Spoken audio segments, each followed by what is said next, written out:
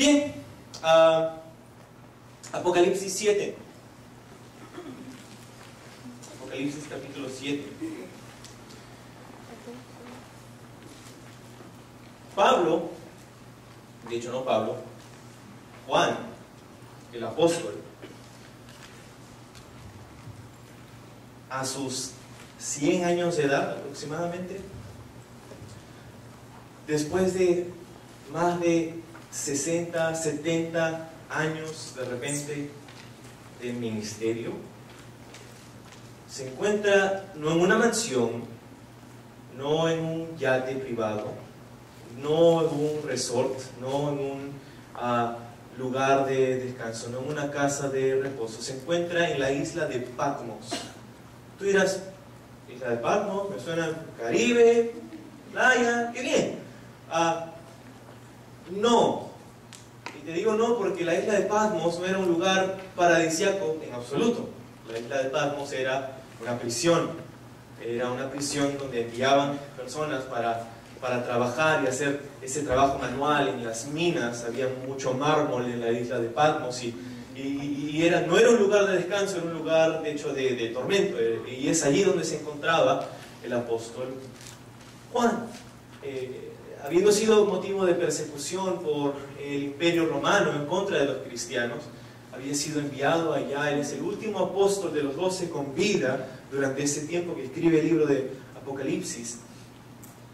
Y fíjate, él dice, yo me encuentro aquí en el capítulo 1, gracias a la palabra de testimonio. Yo estoy aquí, dice, para ser testigo, ¿no? Estoy aquí por la palabra de Dios y por el testimonio que Dios se ha puesto en mí, y estoy aquí por eso. Y fíjate que al final de su vida, Juan el apóstol, el amado discípulo del Señor, se encuentra en un lugar un poco inusual, digamos, ¿no? Para una persona. Hoy día tenemos un concepto de ministro, la persona que sirve y una tiene que, mira, imagínate, después de tantos años de servicio, ya debería estar en un lugar pues bendecido, y se encuentra en una isla picando mármol. De hecho, con Pablo se pone al costado, no sé, Pedro, pica piedras. Estaban ahí, no era un lugar bonito, no era un tiempo bonito, era un tiempo muy seco y triste y feo. Pero en medio de todo eso, ahí en ese lugar, el Señor le da una visión. Esa visión es el libro de Apocalipsis. Apocalipsis, la palabra en griego significa descubrir o revelar. Y Dios ha revelado, ha descubierto, no solamente eventos futuros, pero ha descubierto y revelado a la verdadera persona de Jesucristo. De hecho, así comienza este libro. Capítulo 1, la primera frase del primer versículo dice, la revelación de Jesucristo. Y este libro se trata acerca de Jesucristo. Y este libro es un libro que ha bendecido a cristianos por siglos y que nos bendice el día de hoy todavía. Pero recuerda el momento en el que fue recibido. No fue un momento agradable, pero fue un momento glorioso. Por eso aprendemos y necesitamos recordar que nuestra percepción del éxito en el Señor, el éxito en nuestro caminar cristiano, no es el concepto, la definición de éxito que tiene el mundo. El éxito en nuestro caminar con el Señor no está, no es juzgado o medido por las buenas cosas que podamos llegar a obtener, por el estatus y la fama y todo eso que podemos llegar a veces nosotros a desear en nuestro caminar con el Señor. Fíjate al apóstol Juan, el amado de Dios, se encontraba después de tantos años, más de medio siglo, sirviendo al Señor, y se encontraba ¿dónde? En una prisión. ¿Por qué? Porque fue fiel al Señor, fue fiel a la palabra de Dios, y recibió persecución y se encontró ahí. Entonces, ¿sabes qué? Pensando en este libro de Apocalipsis, necesitamos recordar que nuestro éxito no se basa en esas cosas, sino en nuestra fidelidad. Nuestro éxito es medido por cuán fiel nosotros somos a Dios. Lo demás, dejemos que Dios se encargue, y de hecho Dios se encargaría en el cielo de mostrarle a Juan sus recompensas, como para nosotros también. Él recibe este libro, el libro de Apocalipsis, y en capítulo 1, versículo 19, encontramos nuestro bosquejo. Dios está como que dictándole este libro a Juan y está diciéndole, escribe, el capítulo 1, versículo 19, las cosas que has visto. ¿Y qué había visto hasta este punto? Como capítulo 1, vimos a Jesús, ¿verdad? Jesús glorificado, Jesús en su gloria, en su esplendor. Vemos a Jesús en sus verdaderos colores. Capítulo 1, las cosas que has visto. Luego le dice el Señor, escribe las cosas que son, en el mismo versículo. Y esto sería en capítulos 2 y 3, las cosas del presente, la era de la iglesia, donde nosotros, tú y yo, estamos. Y luego le dice las cosas que han de ser después de estas. O sea, después de la era de la iglesia, después que la iglesia sea raptada, después que la iglesia no esté más en el mundo, las cosas que van a suceder después. Y ahí encontramos este bosquejo de nuestro estudio, y nos lo da el mismo libro, ¿no? Entonces, capítulo 1, las cosas que has visto, capítulos 2 y 3, las cosas que son, y capítulos 4 al 22, las cosas que han de ser después de estas. Capítulos 2 y 3, entonces, hemos encontrado 7 mensajes para 7 iglesias. Hemos pasado un domingo en cada mensaje del Señor de estos 7. Y vemos que Dios tiene algo que decir a la iglesia. Y siempre es así, cuando nos reunimos, tenemos que recordar que Dios tiene algo que decirnos. Hoy, Dios tiene algo que decirte a ti, a mí. ¿Estamos prestando atención? Espero que sí. Entonces, capítulo 4 y 5, vemos una visión del trono, una visión celestial. Después de la era de la iglesia, dice, inmediatamente, ¿no? Escuché una voz como de trompeta que me dijo, sube acá, dice Juan en el versículo 1 del capítulo 4. Y dice después, inmediatamente estuve en el Espíritu y me encontraba en el cielo, dice Juan. Y es una imagen, como vimos hace unas semanas, del rapto de la iglesia. Hablamos acerca del rapto, y luego vemos a varios grupos de personas. Vemos como punto focal el trono de Dios y el que está sentado ahí, luego lo que está alrededor del trono, los 4 ángeles, los 4 querubines, y luego los 24 tronos con los 24 ancianos, la representación de la iglesia en el cielo, en ese lugar. Y capítulo 5, la continuación de esta adoración celestial al que está sentado en el trono. A partir de capítulo 6 encontramos una nueva sección, y es que comienza a abrirse cada uno de los sellos de este libro que estaba en la mano de aquel que estaba sentado en el trono. Cada uno de los sellos se abre, y vimos cómo este libro era el plan de acción, el testamento de Dios para las cosas futuras, para la consumación de la redención del hombre. Cada uno de los juicios de Dios, la época de la gran tribulación como le conocemos. Cada uno de los sellos es abierto y cada uno de los juicios de Dios es ejecutado en la tierra. Y vemos que los 4 primeros sellos hablaban de 4 caballos que traían destrucción y muerte y enfermedades y todas estas cosas. Y luego el quinto y el sexto sello que afectaban al cosmos y la tierra y el cielo y el mar y todo lo que sucedía. Hasta que al final, al final del capítulo 6, que estudiamos hace algunas semanas, se encontraban los sobrevivientes ahí de la gran tribulación, esperando, Señor, que una piedra nos caiga. De hecho, no le decían al Señor, le decían a la piedra, piedra, cae sobre nosotros porque no queremos enfrentar la ira del Cordero. ¿Quién podrá mantenerse de pie ante la ira del Cordero y su día del juicio, el día del Señor? Estas eran personas que han rechazado pues la salvación, la gracia y la misericordia de Dios. Y puedes imaginarte por un momento ser Juan y recibir esta revelación. ¿Cómo te sentirías?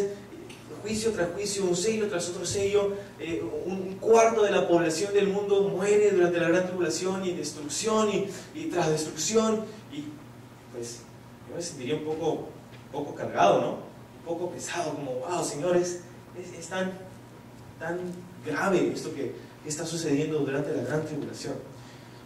Es por eso que yo creo, a través del libro de Apocalipsis vemos pasajes en donde parece que hubieron paréntesis, como si Dios hubiera puesto pausa un momento al transcurso de la película de la gran tribulación. ¿Y una pausa para qué? Pues yo creo que estamos viviendo en el futuro ya, algo que es increíble, ¿no? Podemos prender una computadora o en nuestros teléfonos o tablets o lo que sea, podemos ver videos de lo que está sucediendo en cualquier lugar del mundo y podemos ponerle pausa y podemos ir a hacer cachitas si queremos ver la película y regresamos y le ponemos play nuevamente y hacemos este tipo de cosas que tan solo hace 50 años atrás eran inimaginables. Nos hemos vuelto tan dependientes de la tecnología. Y estando en Cajamarca sin tecnología, he podido darme cuenta de eso, ¿no? Cuán dependientes nos hemos convertido acerca de la tecnología que utilizamos. Pero hace 50 años atrás, nada de lo que nosotros hoy día consideramos como normal existía. Hace 50 años atrás aproximadamente, recién sabes que se estaba inventando el control remoto para cambiar la televisión. Tan solo hace 50 años atrás no había controles remotos. Hoy día vivir sin un control remoto para ver televisión es una tortura. Tener que pararte para cambiar el canal, inimaginable.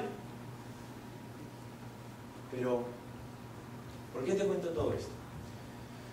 Porque a través de la gran tribulación hemos visto cosas bien duras, mucha muerte, destrucción, pestilencia, rechazo a Dios, cosas inimaginables. Y Juan, recibiendo este mensaje, yo creo que se sentiría como cualquiera de nosotros. Y por eso Dios pone pausa por un momento. Y entonces capítulo 7. Capítulo 7 es como esa pausa que hace ¿qué cosa? Que quitemos nuestros ojos un momento de lo que sucede en la tierra para ponerlos nuevamente sobre el punto de enfoque de todo el libro y lo que sucede en el cielo. Eso es lo que vemos aquí en este capítulo. Una pausa de las cosas en la tierra para poner nuestra atención momentáneamente en el cielo, de lo que está sucediendo, para recordar que Dios tiene un propósito de todo esto, que esto no es casualidad, que esto no es simplemente mera y pura destrucción, sino que Dios tiene un plan en medio de todo eso, y Dios quiere hacerle acordar a Juan: pon tus ojos en el cielo porque eso es lo que importa. Entonces eso es lo que vamos a ver. Estamos entre el sexto y el séptimo sello en esta pausa aquí. Y dice el versículo 1 del capítulo 7: después de esto vi a 4 ángeles en pie sobre los 4 ángulos de la tierra, que detenían a los 4 vientos de la tierra, para que no soplase viento alguno sobre la tierra, ni sobre el mar, ni sobre ningún árbol. Y vi también otro ángel que subía de donde sale el sol, y él tenía el sello del Dios vivo, y clamó a gran voz a los 4 ángeles, a quienes les había dado el poder de hacer daño a la tierra y al mar, diciendo: no hagáis daño a la tierra, ni al mar, ni a los árboles, hasta que hayamos sellado en sus frentes a los siervos de nuestro Dios. Y oí el número de los sellados: 144,000 sellados, de todas las tribus de los hijos de Israel. De la tribu de Judá, 12,000 sellados; de la tribu de Rubén, 12,000 sellados; de la tribu de Gad, 12,000 sellados; de la tribu de Aser, 12,000 sellados; de la tribu de Neftalí, 12,000 sellados; de la tribu de Manasés, 12,000 sellados; de la tribu de Simeón, 12,000 sellados; de la tribu de Leví, 12,000 sellados; de la tribu de Isaacar, Zabulón, José, Benjamín, 12,000 sellados. Entonces, el título de nuestro estudio esta mañana, como está en el boletín: sellados y blanqueados. Hemos llamado nuestro mensaje esta mañana. Y aquí vemos esta primera parte: sellados. Vamos a hablar acerca de este grupo de personas brevemente, pero vamos a empezar por el inicio. Dice que había 4 ángeles de pie sobre los 4 ángulos de la tierra. Los 4 ángulos de la tierra, para nosotros los conocemos como norte, sur, este y oeste, ¿verdad? Puntos cardinales. Y dicen ahí que detenían los 4 vientos de la tierra. ¿Qué cosas serán estos 4 vientos de la tierra? Pues en la Biblia, en el libro de Zacarías, capítulo 6, versículo 5, encontramos el mismo lenguaje los vientos, ¿no? Y en el capítulo 6 de Zacarías se está hablando en realidad del mismo tiempo de tribulación, y se refiere, tiene un lenguaje muy parecido a lo de los 4 caballos del Apocalipsis, y los mismos colores que vemos en los 4 caballos en el libro de Zacarías. Y en ese libro hablamos de esta palabra vientos, y está hablando acerca de esos juicios de Dios que están siendo ejecutados en la tierra. Entonces, estos 4 vientos muy posiblemente están refiriéndose a los 4 primeros caballos, a los que traen muerte, destrucción, pestilencias a la tierra. Son los juicios de Dios aquí que vemos.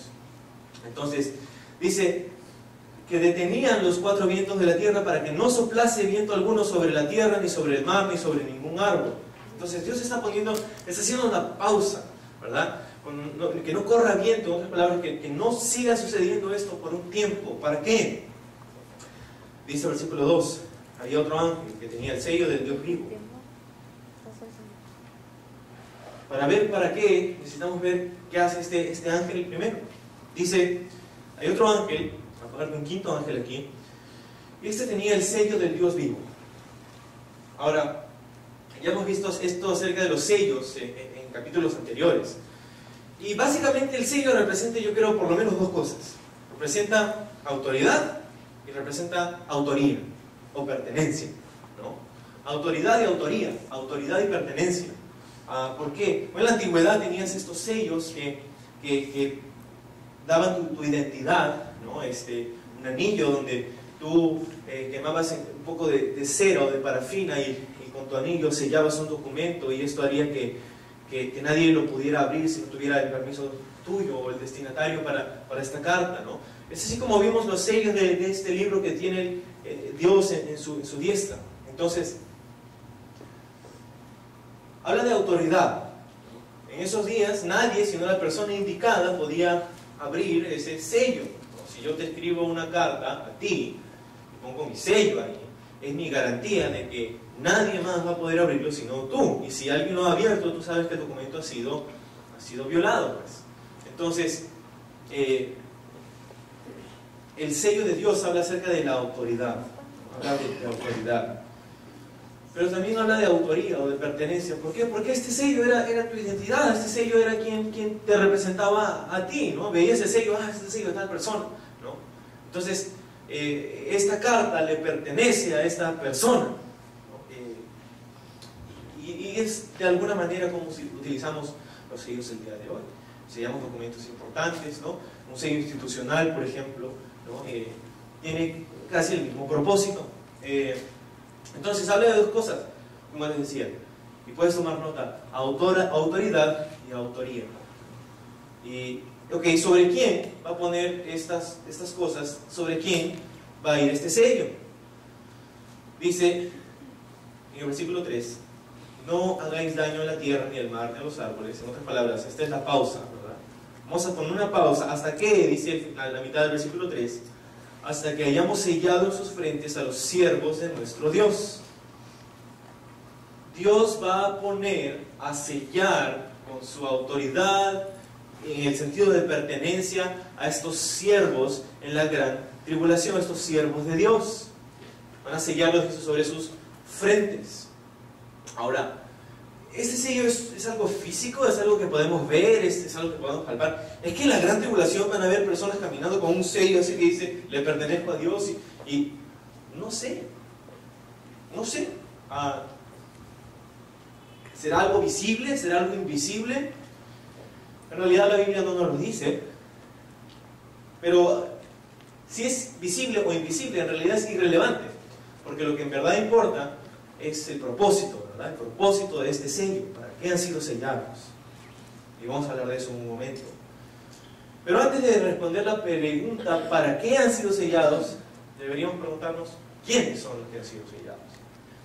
Y dice el versículo 4, 144,000 sellados. Este número de repente te suena familiar, porque hay diversos grupos, uno en específico, que clama o afirma ser este grupo de 144,000, los sellados por Dios, ¿no?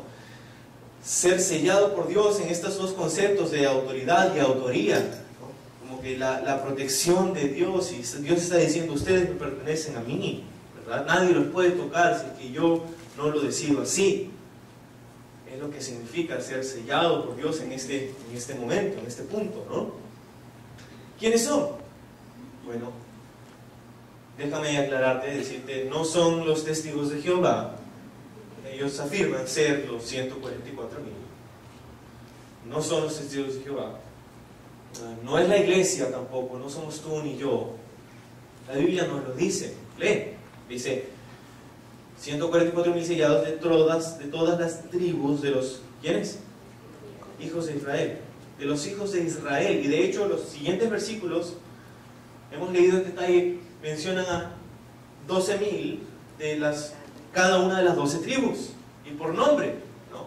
Entonces, estos son descendientes de los judíos, son israelitas, son judíos. Y los 144,000 son 144,000 judíos, 12,000 de cada una de las 12 tribus de Israel. No hay otra interpretación. Ahora, algunos ven a la lista y dicen, bueno, las tribus, y se mencionan diferentes tribus, y no sé, ¿no? Una lista distinta que otras listas, pero déjame decirte, no hay una manera regular en cómo la Biblia menciona o registra en las 12 tribus. En algunos lugares menciona unas tribus, en otros lugares menciona otras. Entonces, déjame recordarte de la tribu de José, por ejemplo, ¿no? La tribu de José estaba dividida en dos, ¿no? Efraín y Manasés, ¿no? Sus dos hijos. Entonces, hay algunos cambios que han habido a través de la escritura, por lo cuales algunas son mencionadas, otras no. Algunos decían que los de Leví no eran mencionados porque pues ellos no habían recibido herencia de tierra, no habían recibido eso, sino que habían sido la porción de Dios, y ellos eran para el servicio de Dios. Entonces ellos, cuando se trataba de mencionar a las 12 tribus, muchas veces no mencionaban a los de Leví porque pues para el propósito de la lista no era necesario mencionar a los de Leví. Algo similar sucede aquí, ¿no? Pero a pesar de la polémica, lo que sabemos con certeza es que son judíos, 144,000 de los hijos de Israel. Que si es de la tribu de acá, que si es de la tribu de allá, Dios sabe. Es su problema. Dios sabe a quién va a sellar de los hijos de Israel. Algunos dicen, pero hoy día los judíos no tienen sus genealogías, porque cuando se quemó el templo en el año 70, se quemaron todos los registros, y hoy día los judíos no saben de qué tribu pertenecen. Es cierto hasta cierto punto, ¿no? Hay algunos, la mayoría de judíos no sabe de qué tribu era, ¿no? Hay algunos pocos que asumen que sí, pero por su mayoría es pensado que no. Esto tampoco es un gran dilema para Dios, ¿no? No tengo el libro de la genealogía de los judíos. Que Dios no sabe quiénes son.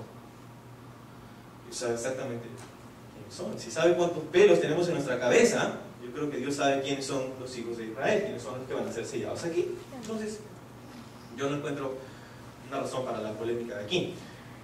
Entonces, estas personas israelitas, judíos, están aquí aproximadamente a la mitad o poco después de la mitad de la Gran Tribulación. La Gran Tribulación durará 7 años, de los cuales 3 años y medio son de relativa paz, y los segundos 3 años y medio son de completa destrucción. Aparentemente esto es después de este tiempo. Y tú dirás, pero si estos son los siervos de Dios, si estas personas creen en Dios y tienen fe en Dios, entonces ¿qué hacen en la tribulación? ¿No se fueron con nosotros en el rapto? No se fueron con nosotros, porque aparentemente estos son 144,000 judíos que llegaron a la fe en Jesús después de lo que dice la Biblia como la abominación desoladora. Después que se dieron cuenta de que el anticristo es el anticristo y no su Mesías, abrieron sus ojos y despertaron y llegaron a la fe en Jesús. En ese momento aparentemente son sellados como siervos de Dios. Hay la enseñanza hoy día de que Israel ya fue completamente desterrado de los planes y propósitos de Dios. Que cuando los judíos mandaron a Jesús a ser crucificado, que Dios los había desechado para siempre. Y esto no es correcto. Dios tiene planes para el pueblo de los judíos. Y por eso quiero que me acompañes un momento al libro de Romanos capítulo 11.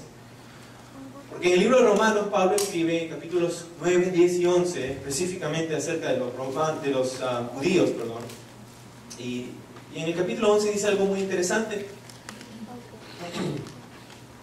Sabemos que los judíos han sido cegados para no ver a su Mesías, a Jesús, como sucedió. Pero Pablo hace esta pregunta, Romanos 11:11 dice: digo pues, ¿han tropezado los de Israel para que cayesen? En ninguna manera. Pero por su transgresión vino la salvación a los gentiles, para provocarles a celos. Y si su transgresión es la riqueza del mundo, y su defección la riqueza de los gentiles, ¿cuánto más su plena restauración? Si los judíos rechazaron a Jesús, y gracias a que rechazaron a Jesús, la salvación vino a nosotros que no somos judíos, ¿cuánto más cuando esos judíos sean restaurados a una comunión con el Señor? Es lo que dice Pablo ahí. ¿Y cuándo va a suceder esto? Bueno, mira en el mismo capítulo, ahora en el versículo 25, dice: porque no quiero, hermanos, que ignoréis este misterio, para que no seas arrogantes en cuanto a vosotros mismos, que ha acontecido a Israel, fíjate lo que dice, y puedes subrayar esta frase: ha acontecido a Israel endurecimiento en parte. Y eso es lo que vemos el día de hoy. Hay un endurecimiento parcial en muchos judíos en contra de Jesús.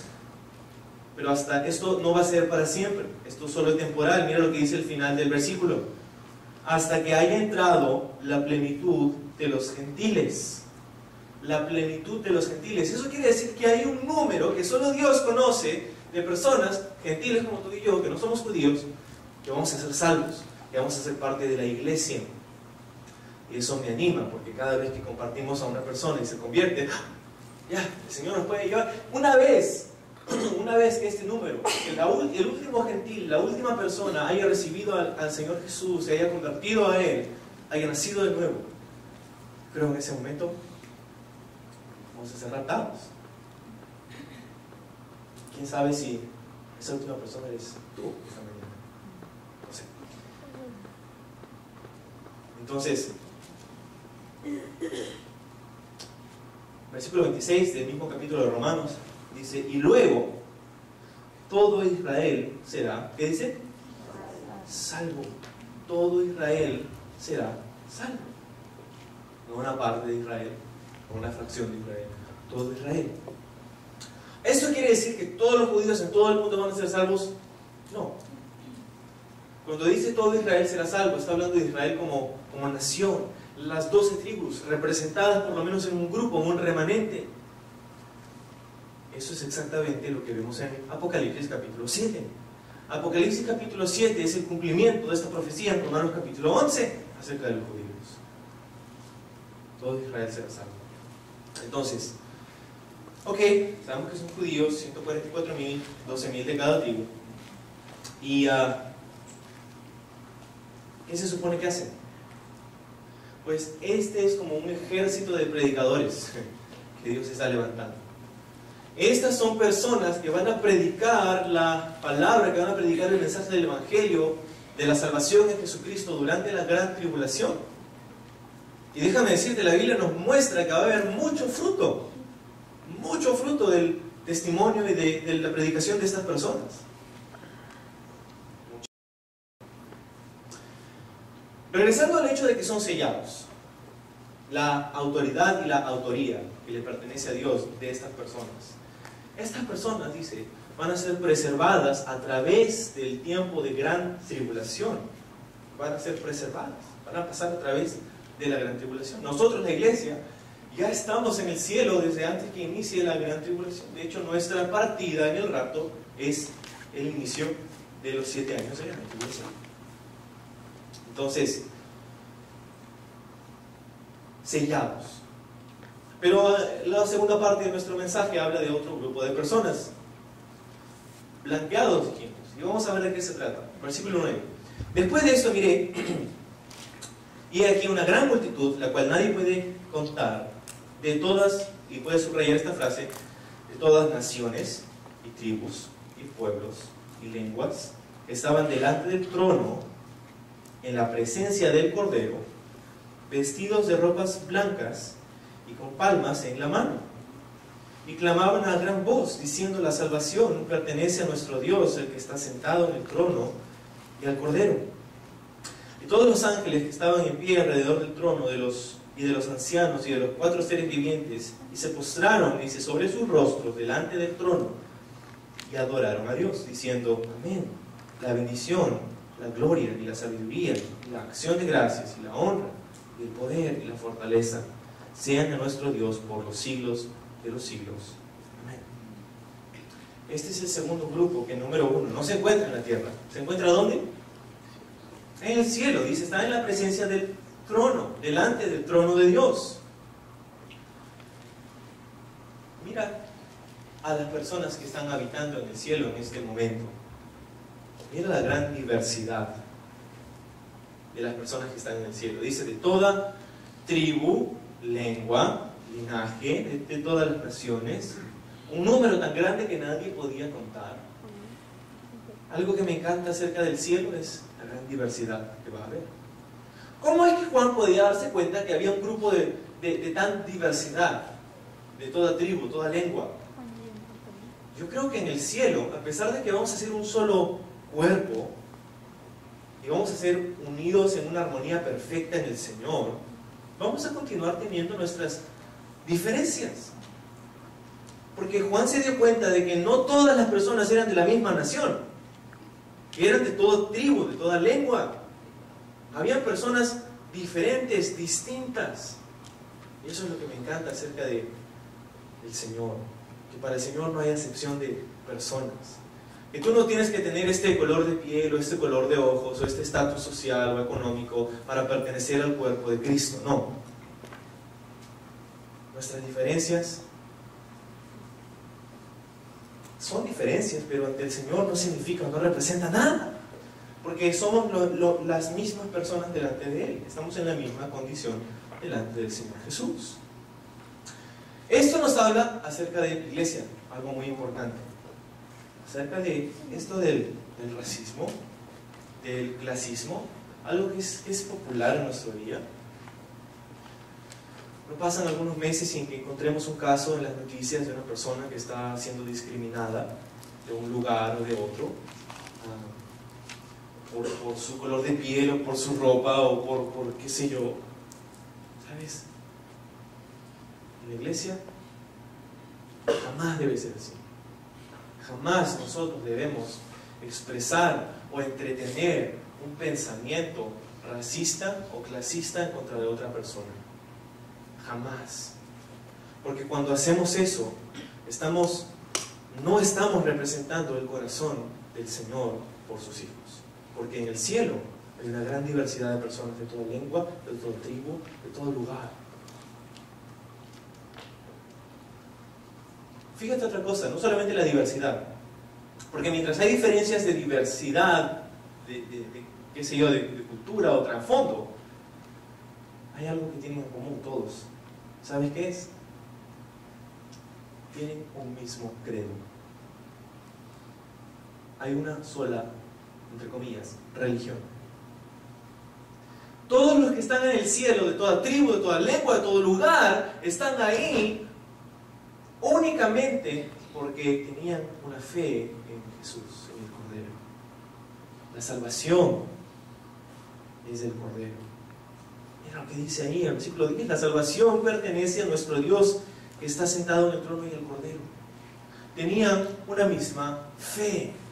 En el cielo, nadie va a estar en el cielo y va a decir: yo estoy aquí gracias a Buda, o yo estoy aquí gracias a Alá, yo estoy aquí gracias a qué sé yo, a José Smith, estoy aquí gracias a Elena G. White. No, todos están en ese lugar porque tienen una misma fe, y solamente por eso están allí. No hay diferencia. De cualquier cultura, de cualquier país, de cualquier lugar, están ahí porque todos, de cualquier lugar, con sus diferencias, tienen una misma fe. No es exactamente lo que dijo Jesús cuando dijo: yo soy el camino, la verdad y la vida, y nadie llega al Padre si no es a través de ¿quién? De mí. Completamente contrario a lo que se dice hoy día. No, porque aunque adores a algo o a alguien, está bien, nos vamos a ver en el cielo. ¿En serio? Yo creo que la Biblia enseña algo completamente distinto a eso. En el cielo todos están ahí porque tienen una misma fe. Y esta fe es la fe en el Hijo de Dios, en el Cordero. La salvación le pertenece a Dios. Entonces, estas personas, dice, estaban vestidos de ropas blancas, en el final del versículo 10. Vestidos de ropas blancas. De hecho, déjame retroceder un paso. La frase anterior dice, estaban, dice, ¿dónde? En la presencia del Cordero. Estaban en la presencia del Cordero. ¿Te acuerdas cómo terminó capítulo 6? Capítulo 6 terminó diciendo, estas personas dentro de la gran tribulación, rocas, aplástennos, porque ¿quién podrá estar de pie ante la ira de Dios? Mira el versículo 17, el último versículo del capítulo 6. Porque el gran día de su ira ha llegado, y dice, ¿y quién podrá sostenerse en pie? A esta pregunta encontramos respuesta en este versículo del capítulo 7. ¿Quién podrá sostenerse ante la presencia de Dios? Todos aquellos que tengan fe en el sacrificio, en su muerte, en la muerte y la resurrección de Jesús, como el perdón de sus pecados, como el único camino a la salvación. ¿Quién podrá sostenerse de pie? Aquellos que tenemos esa fe salvadora en Jesús. ¿No es hermoso?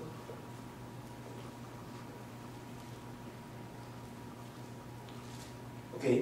El siguiente punto, no solamente estaban en la presencia del Cordero, sino que estaban vestidos de ropas blancas, como dijimos. Ropas blancas.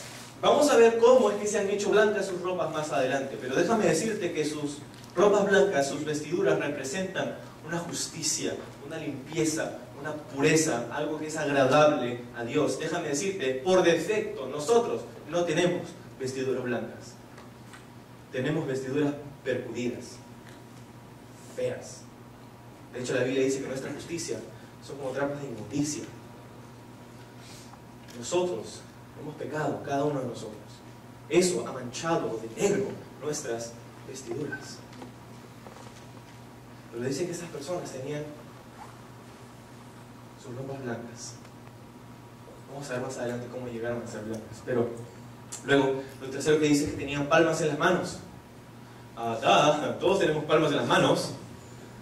No está hablando de la palma de tu mano, está hablando de un ramo, de una palma. Lo mismo que tenían las personas en la entrada triunfal de Jesús cuando recibieron a Jesús diciendo Hosana al Rey, al Hijo de David. Las palmas eran una señal de victoria, es lo que representa. Y estas personas tenían la señal de la victoria en sus manos, honrando a Dios, al que estaba sentado en el trono y al Cordero.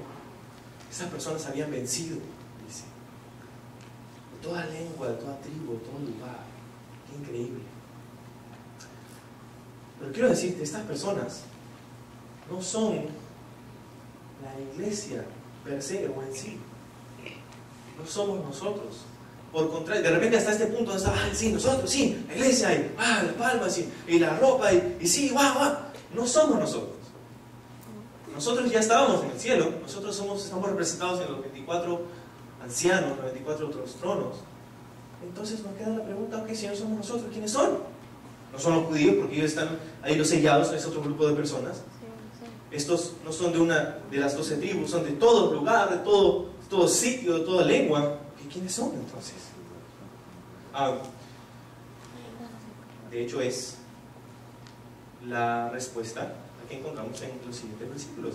Es la misma pregunta que se hizo Juan al ver a esas personas. ¿Quiénes son? Mira, versículo 13 dice, uno de los ancianos me habló, diciéndome, estos son los que están, estos que están vestidos de ropas blancas. ¿Quiénes son y de dónde han venido? Ojo, Juan no es el que está preguntando. Es Juan a quien le están preguntando. Uno de los ancianos le preguntó a Juan, ¿quiénes son y de dónde han venido? No sé, yo no vivo aquí, tú vives aquí, no deberías decirme tú, más bien. No tengo idea, no sé. Y es exactamente lo que Juan le responde. Mira el versículo 14, dice, Señor, tú lo sabes, tú lo sabes. Dime tú, mami. En esta pregunta a mí me parece algo genial, porque ¿sabes qué? La Biblia, así como este anciano aquí, no desea que seamos ignorantes. Dios no desea que seamos ignorantes acerca de las cosas de Dios. A veces pensamos que la Biblia es un misterio, que es dificilísima de entender y que solamente es para algunos privilegiados. No, lee la Biblia, pide al Señor que te enseñe, ora, pide sabiduría al Señor. El Señor te va a hablar en su palabra. Entonces, ok, ¿quiénes son? Es como que está incitando a este anciano a que Juan piense, oye, ¿quiénes son estas personas? Piensa. Es también el Señor que nos está diciendo a nosotros, oye, piensa acerca de las cosas que están sucediendo en tu vida. Piensa acerca del plan que yo tengo. Piensa acerca del tiempo donde estás viviendo. Y le responde a la pregunta de Juan, y dice, tú lo sabes, yo no, ¿por qué no me lo dices tú mejor? 14 dice al final, a la mitad, estos son los que han salido de la gran tribulación y han lavado sus ropas y han emblanquecido, y las han emblanquecido en la sangre del Cordero. Por eso, están delante del trono de Dios y le sirven día y noche en su templo. El que está sentado y el que está sentado sobre el trono tendrá su tabernáculo sobre ellos. Vamos a hacer una pausa ahí. Dicen aquí, estos son, en el versículo 14, los que han salido de la gran tribulación. Los que han salido de la gran tribulación. Estas son personas que han llegado al cielo durante el transcurso de la gran tribulación. No somos nosotros salimos antes de la gran tribulación, en el rapto de la iglesia. Ellos se quedaron no teniendo una fe en Jesús. ¿Cómo llegaron ahí entonces?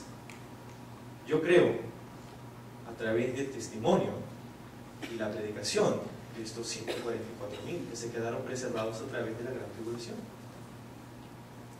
Y fíjate el fruto del ministerio de estos 144,000. Dice una multitud que nadie podía contar. Tantas personas llegaron a ser salvas gracias al testimonio de estos judíos que fueron sellados y preservados a través de la gran tribulación. Y no creo que solamente ellos. De hecho, Dios va a levantar, vamos a ver más adelante, a 2 testigos para predicar. Va a levantar un ángel que va a ir alrededor de todo el mundo para predicar el mensaje del Evangelio durante la gran tribulación. Entonces, mira, no digas que la gran tribulación, la ira de Dios, y Dios, qué malo que eres, mira cómo estás haciendo todo.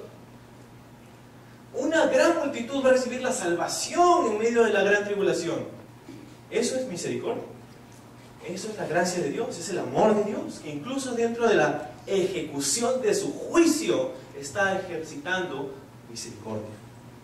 Ese es el carácter de nuestro Dios. Dios desea que nadie perezca, pero que todos procedan al arrepentimiento para que reciban salvación. Entonces, ¿recuerdan las vestiduras blancas? Aquí encontramos cómo se hicieron blancas. ¿Cuál es el detergente? Necesitamos saber cuál es.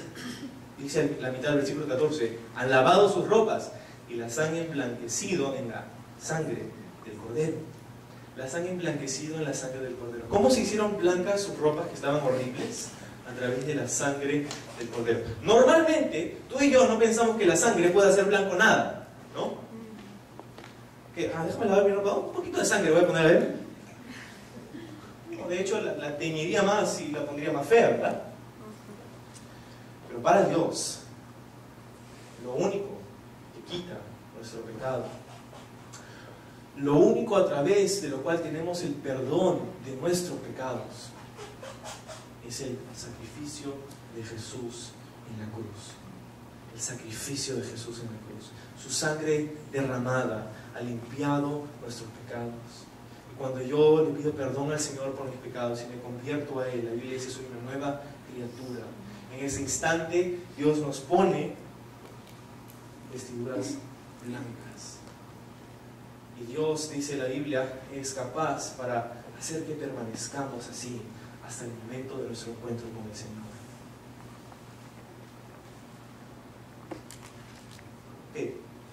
A través de la sangre del Cordero, a través del sacrificio, la muerte y resurrección de Jesús, han emblanquecido sus ropas, han salido de la gran tribulación. Y fíjate este grupo de personas, versículo 15, por eso están delante del trono de Dios y le sirven de día y de noche en su templo, que está sentado, y el que está sentado sobre el trono extenderá su tabernáculo sobre ellos. Otra cosa que tienen estas personas en común no solamente es su fe, sino su actividad. ¿Cuál es la actividad del cielo? El servicio a Dios. A veces, y si somos honestos con nosotros mismos, pensamos que el cielo y la eternidad es un lugar un poco aburrido, ¿no? ¿Qué voy a hacer? Si no puedo estar 45 minutos en la iglesia escuchando a mi pastor, ¿qué voy a hacer por la eternidad? ¿No se va a poner aburrido eso? No se va a poner aburrido. El cielo es un lugar hermoso porque Dios está ahí. Y no solamente por eso, sino porque Dios desea tener comunión con nosotros. Le sirven de día y de noche al que está ahí en el trono. Y dice que está sentado en el trono, extenderá su tabernáculo sobre ellos. Este es el mismo lenguaje que utiliza Juan en el Evangelio de Juan, cuando dice Jesús, dice, el verbo se hizo carne, se hizo hombre y habitó entre nosotros. Esa palabra habitó entre nosotros en el primer capítulo del Evangelio de Juan. Es la misma palabra tabernáculo aquí. Podrías decir literalmente en ese versículo en Juan, el verbo se hizo carne y hizo un tabernáculo entre nosotros. Es lo que dice. Y tabernáculo, dirás tú, ¿qué será eso? Pues esta frase es tomada del Antiguo Testamento, en donde el tabernáculo era donde estaba la presencia de Dios. Y esta imagen del Antiguo Testamento es tomada de antes, en la época de la creación, donde Adán y Eva, dice, en lo frío del día, venía la presencia de Dios y caminaba el Señor con ellos, con Adán y Eva, antes del pecado. Estamos hablando de comunión e intimidad con el Señor. Lo que había antes de la caída, antes del pecado. Pero pecamos. Y hoy día nuestra comunión ha sido quebrantada gracias al pecado. Pero gracias a la sangre de Jesús, esa comunión puede ser restaurada. Muy bien. Entonces, miren lo que dice después, versículo 16. Ya no tendrán hambre ni sed, y el sol, dice, no caerá más sobre ellos ni calor alguno, porque el Cordero que está en medio del trono los pastoreará y los guiará a fuentes de aguas de vida, y Dios enjugará toda lágrima de los ojos de ellos. Ya no tendrán hambre ni sed, no hay más sol ni calor, porque el Cordero de Dios los pastoreará.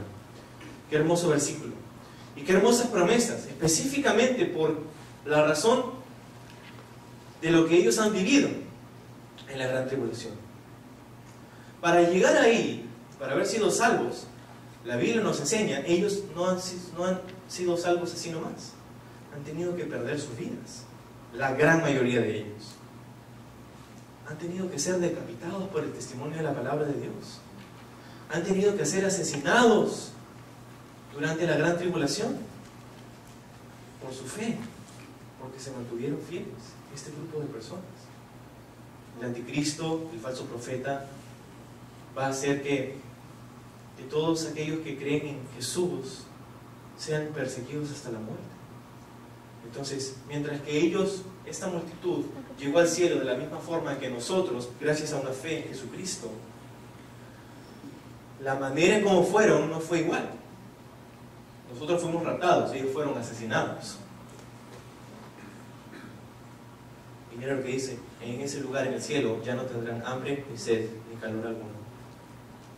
En la gran tribulación entendimos que uno de los sellos era algo que tocaba todas las aguas, ¿no? todo el agua, los océanos y los ríos y todas estas cosas, y como que no había agua potable, que se convirtieron en sangre, dice, algo así como en sangre, ¿no? Es una contaminación que va a suceder durante la gran tribulación, es lo que estudiábamos hace unas semanas. Pero en el cielo, tener sed va a ser genial, porque vamos a poder beber y ser satisfechos de Jesús. De hecho dice, ya no tendrán hambre ni sed, ni sol caerá sobre ellos. El sol y la catástrofe que sucedería en la gran tribulación, ya no más. En otras palabras, lo que está diciendo es, Todo lo que estaba mal y está mal actualmente en el mundo, hoy día, va a ser transformado y revertido en el cielo. Todo lo que causa sufrimiento, todo lo que causa lágrimas que caigan de nuestros ojos, todo lo que cause dificultad en nuestra vida, todo eso va a ser revertido en el cielo. Ya no más sed, ya no más hambre, no más sol, no más dificultades. ¿Por qué? Porque el Cordero que está en medio del trono, dice, los pastoreará y los guiará a fuentes de aguas de vida, y Dios enjugará toda lágrima de los ojos de ellos. ¿Has llorado últimamente? Tú sabes, y tú sabes las razones por qué. Dios dice que todo aquello que causa lágrimas en tu vida, ya sea una persona, una tragedia, una circunstancia difícil, una prueba, una tentación, qué sé yo, todas las cosas que podamos pasar, todo lo que está mal en este mundo. Vemos las noticias y vemos el sufrimiento, y vemos todo lo que está sucediendo a nuestro alrededor, todo aquello que nos causa aflicción. Jesús dijo, en este mundo tendréis aflicción, pero no temáis, dice, yo he vencido al mundo. Y nuestra aflicción va a ser transformada en gozo, nuestra tristeza en danza, ¿cuándo? En la presencia del Señor, en el cielo. Habla de estas personas que sufrieron a través de la gran tribulación, pero ahora están en la presencia de Dios. Y Dios está enjugando, limpiando, consolando toda lágrima que ha caído de sus ojos. En el cielo no hay más sufrimiento, en el cielo no hay más muerte, en el cielo no hay más dolor, en el cielo no hay más enfermedad, en el cielo no hay más aflicción, no hay más prueba, no hay más tribulación. ¿Qué futuro más glorioso espera a aquellos que tienen una fe salvadora en el Hijo de Dios, en Jesús, en Jesucristo? ¿Y sabes qué? Hasta que eso suceda y estemos todavía en este mundo, la Biblia nos dice que Dios está guardando nuestras lágrimas en una redoma, en una botella. Y cada una de las lágrimas que tú has derramado, por cualquiera sea el motivo que haya sido, Dios está ahí, y en el momento en que lleguemos al cielo, Dios va a poder enjugar, consolar cada una de las cosas por las cuales nosotros hemos sufrido, y de repente no entendemos por qué nos pasa esto. En ese momento entenderemos. Y dice, el Cordero nos pastoreará. El Cordero nos pastoreará. Normalmente es el pastor que pastorea el Cordero, pero el Cordero nos habla de la cualidad del pastor. Jesús dijo, yo soy el buen pastor. Y nosotros en Cajamarca hemos visto algunos pastores y pastoras, no ministros de la iglesia, sino verdaderos pastores y pastoras de ovejas, animales. Y déjame decirte que no todos tienen una actitud muy bonita, que digamos. No todos tratan a sus ovejas con amor. Habían pastoras, pues, nos contaban algunas de las personas que vivían ahí, que pasaban y agarraban piedras y les tiraban a sus ovejas. ¡Ah, no te vayas por allá! ¿No? Y les tiraban palos y cosas para que vayan a su camino. Esa no es la actitud de nuestro pastor, de Jesús. Él es como un cordero, Él es manso y humilde de corazón. Jesús dijo, aprended de mí. Es la cualidad de nuestro pastor. Y se nos guiará y nos pastoreará hacia fuentes de aguas de vida. Vamos a acordarnos del Salmo 23 si tienes tiempo para leerlo. Y es nuestro pastor. Blanqueados en la sangre del Cordero, sellados por el poder del Espíritu de Dios, sellados y blanqueados. Y tú dirás, ok, pero ¿para qué me sirve conocer todo esto? Porque hasta donde yo sé, yo no soy parte de ninguno de los dos grupos. ¿Ustedes hemos venido aquí para qué? Bueno, a manera de aplicación, para terminar nuestro tiempo juntos esta mañana, déjame tratar de traerlo a casa para ti. Nosotros, la Biblia dice en el libro de Romanos que hemos sido sellados. Nosotros hemos sido sellados, aquellos que hemos tenido una fe salvadora en el Hijo de Dios. Hemos sido sellados, no con de repente un sello en la frente, pero hemos sido sellados con el Espíritu de Dios. Cuando tú te convertiste y le diste tu vida a Jesús, el Señor mandó su Espíritu Santo dentro de ti. a partir de ese momento para sellarte. Hemos sido sellados. Pero hemos sido sellados no para pasar a través de la gran tribulación. Hemos sido sellados nosotros para salir de la gran tribulación, para no tener que pasar por la gran tribulación. Pero tú y yo, si tenemos esa fe en Jesús, hemos sido sellados con el Espíritu de Dios, que dice la Biblia, son las arras o la garantía de nuestra salvación. Es la garantía de nuestra salvación. Hemos sido sellados con el Espíritu de Dios. Otra cosa que podemos ver es que fíjate para qué habían sido sellados esos 144,000. ¿Para qué? Para predicar el Evangelio. La tarea de estas personas, de estos judíos, estos 144,000, era poder poblar el cielo. Poder poblar el reino de Dios a través de compartir el mensaje del Evangelio. Y déjame decirte, nosotros, aunque no somos los 144,000, tenemos la misma tarea hoy día. Mira el fruto de estas 144,000 personas. Una multitud de toda tribu, de toda lengua, estaba en el cielo gracias al testimonio de esas personas. Esa es la misión que nosotros tenemos hoy día. Compartir el mensaje del Evangelio, poblar el cielo. Asegúrate de que cuando eres salvo y vas al cielo y sí, Señor, yo voy a tu presencia, asegúrate de que estás llevando a otros contigo, por favor. Porque nuestra misión, nuestra tarea es poblar el reino de Dios, es poblar el cielo. ¿Cómo lo hacemos? Compartiendo el mensaje del Evangelio, siendo un testimonio, un testigo de nuestra fe en Jesús. Necesitamos hacer eso. Iglesia, ¿estás haciendo eso? Tú solamente puedes responderte. ¿Cuándo fue la última vez que compartiste acerca de Jesús con una persona que no lo conoce? Si te es muy difícil encontrar una respuesta a eso, si tienes que regresar mucho tiempo atrás, déjame decirte,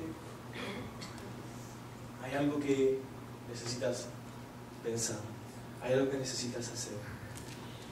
Necesitamos compartir el mensaje del Evangelio. Compartir. Hemos sido sellados con el Espíritu de Dios para salir de la gran tribulación, pero para poblar el cielo también. Y luego blanqueados.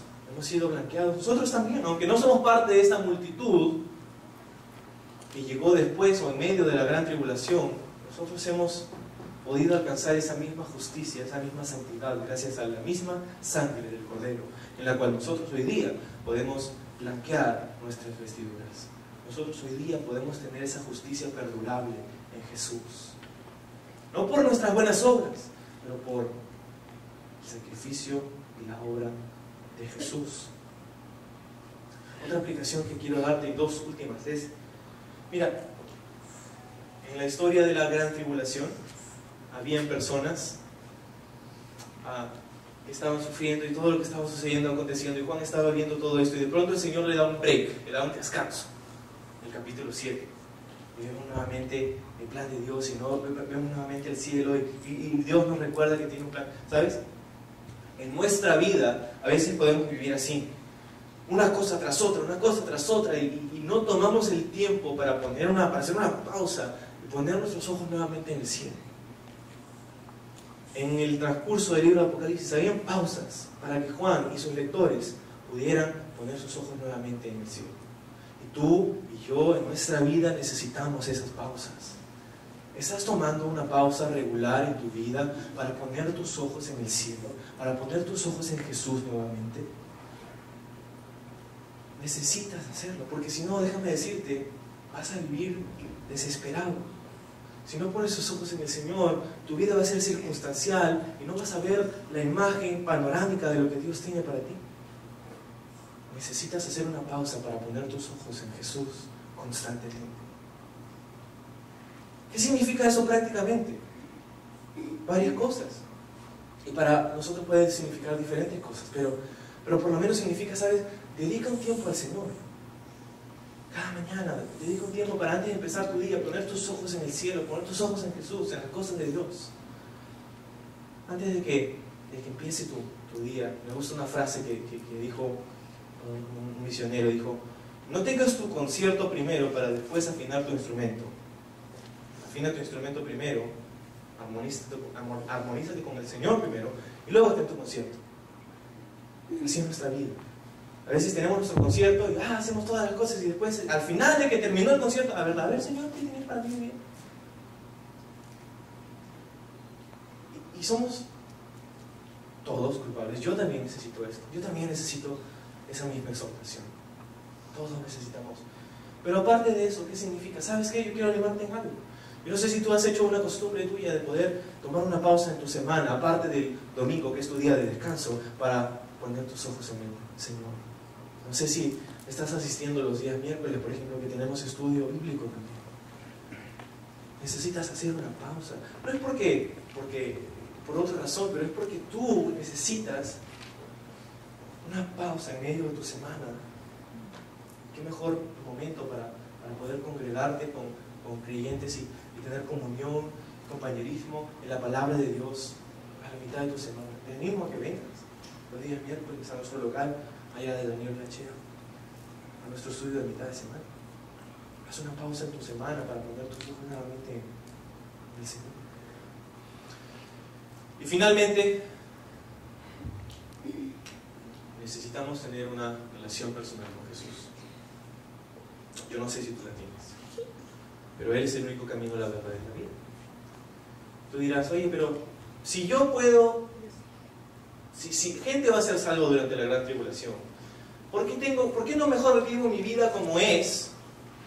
Y después espero que venga uno con un sello en la frente y me diga, oye, cree en el Señor Jesús y estamos en medio de la tribulación. Ok, voy a creer en ese entonces. ¿Por qué no lo puedo dejar para después? ¿Por qué tiene que ser ahora? Bueno, yo por lo menos quiero darte dos razones. ¿Por qué? Número uno, ser salvo hoy día y ser salvo en la gran tribulación es muy diferente. Hoy día puedes ser salvo y podemos ser raptados. En ese entonces, ser salvo significa que vas a ser asesinado por tu fe. ¿Es una opción? Por supuesto es una opción. ¿Puedes esperar a la gran tribulación antes de tener una relación personal? Sí, por supuesto. Puedes hacerlo, pero ¿sabes qué? No te lo recomiendo. No te lo recomiendo. Y la segunda razón por la cual tiene que ser urgente, y es urgente, es porque no sabes si vas a llegar a la gran tribulación. No sabes si vas a tener otra oportunidad para reconciliarte con el Señor. No sabes. ¿Sabes lo frágil que es nuestra vida? Algunos decimos, sí, mañana, ya después, no te preocupes. ¿Sabes lo frágil que es tu vida? Puedes cruzar la pista y un carro puede atropellarte. Puedes estar caminando por un edificio y un ladrillo te cae en la cabeza.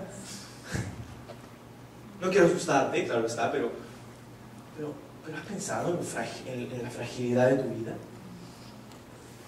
Yo creo que si has pasado por algunas cosas en tu salud, tú sabes la fragilidad de tu vida. Por eso es indispensable que tengas una relación personal con Jesús.